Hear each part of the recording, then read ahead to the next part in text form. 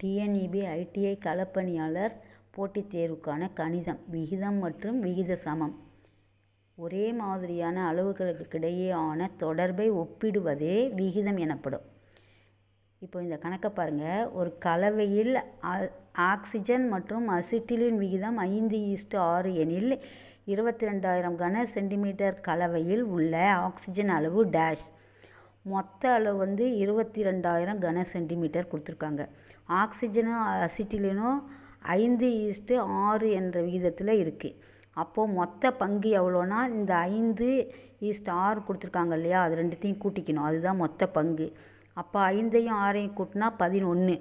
அப்போது ஒரு பங்கோட அளவு என்ன நமக்கு தெரியறதுக்கு அந்த மொத்த அளவு 22,000த்தை 11 பங்கு மொத்த பங்கால் வகுக்கணும். அப்போ வகுக்கும்போது உங்களுக்கு 22,000த்தை 11 வகுத்திங்கன்னா 2,000 கிடைக்கும். அப்போது ஒரு பங்கு 2,000. அப்போ ஆக்சிஜனோட பங்கு எவ்வளோன்னு கேட்குறாங்க. அப்போ ஆக்சிஜன் 5ன்னு இருக்குது. 5 பங்கு ஆக்சிஜன் அளவு ஈக்குவல்ட்டு அந்த 2,000 × 5 அதை பெருக்குனிங்கன்னா 10,000. அப்போ ஆக்சிஜன் அளவு 10,000 கன சென்டிமீட்டர். அதே அசிட்டிலினோட பங்கு 6 கொடுத்துருக்காங்க இல்லையா. அப்போ அசிட்டிலின் பங்கு கேட்டாங்கனாக்க 6 × 2,000 போடணும். 6 × 2,000 12,000 வரும். புரியுதுங்களா? இதுதான் ஓகேவா? அடுத்து 2வது கணக்கு பாருங்கள். ஒரு உலோக கலவை A மற்றும் B எனும் 2 உலோகங்களை 2:5 என்ற விகிதத்தில் கொண்டுள்ளது எனில் 350 கிலோகிராம் எடையுள்ள உலோக கலவையின் ஒவ்வொரு உலோகத்தின் எடையை காண்க அப்படின்னு கேட்குறாங்க. அப்போ A மற்றும் B உலோகத்தின் விகிதம் 2:5ன்னு கொடுத்துட்டாங்க. அப்போ உலோகத்தின் மொத்த எடை 350 கிலோகிராம். அப்போ ஒரு பங்கோட எடை கண்டுபிடிக்கிறதுக்கு அந்த 350 கிலோகிராமை மொத்த பங்கு 7 இருக்கு இல்லையா, அந்த 7ஆல் அடிச்சிங்கன்னா உங்களுக்கு 50 வரும். 50 கிலோகிராம். அப்போது அதில் A உலோகத்தின் எடை கண்டுபிடிக்கிறதுக்கு A உலோகத்தின் எடை 2 பங்கு. அப்போ ஒரு பங்கு 50. அப்போ 2 × 50 100 கிலோகிராம். B உலோகத்தின் எடை கண்டுபிடிக்க B 5 கொடுத்துருக்காங்க, 5 பங்குன்னு கொடுத்துருக்காங்க. அப்போ 5 × ஒரு பங்கு 50 போட்டிங்கன்னா 250 கிலோகிராம். அப்போ A மற்றும் B உலோகத்தின் எடை முறையே 100 கிலோகிராம் A உலோகத்தின் எடை, 250 கிலோகிராம் B உலோகத்தின் எடை. அது ரெண்டுத்தையும் கூட்டினீங்கன்னா தான் உங்களுக்கு மொத்த எடை 350 வரும். புரியுதுங்களா? அடுத்தது 3வது கணக்கு பாருங்கள். ஒரு வகுப்பில் உள்ள மாணவ மாணவிகளின் விகிதம் 7:5.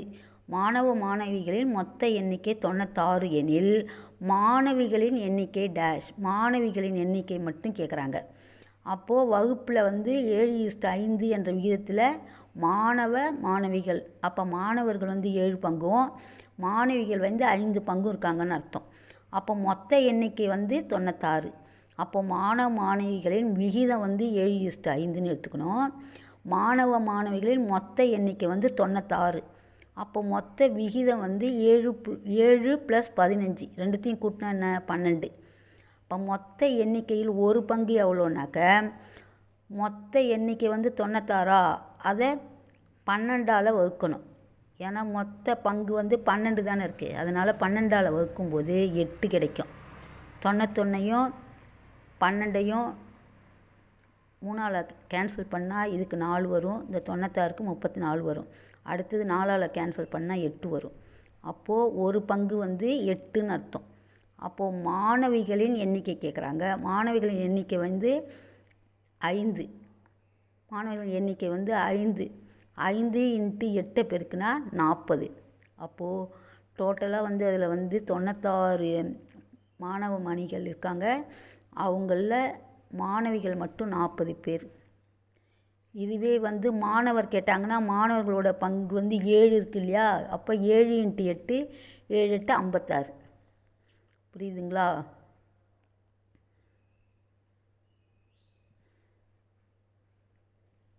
இப்போ உங்களுக்கு அடுத்தது இந்த கணக்கு போட்டிருக்கேன். கொடுத்துருக்கேன். 4வது கணக்கு, காப்பர் மற்றும் சிங்க் கலந்த கலவை விகிதம் 3:5 ஆகும். இந்த உலோக கலவையிலிருந்து 24 கிலோகிராம் பில் தயாரிக்கப்படுகிறது எனில் பயன்படுத்தப்பட்ட காப்பர் அளவு என்ன? இதை நீங்கள் செய்து பார்த்து ஆன்சர் என்னன்னு எனக்கு கமெண்ட்டில் பதிவு பண்ணுங்கள். நன்றி, வணக்கம்.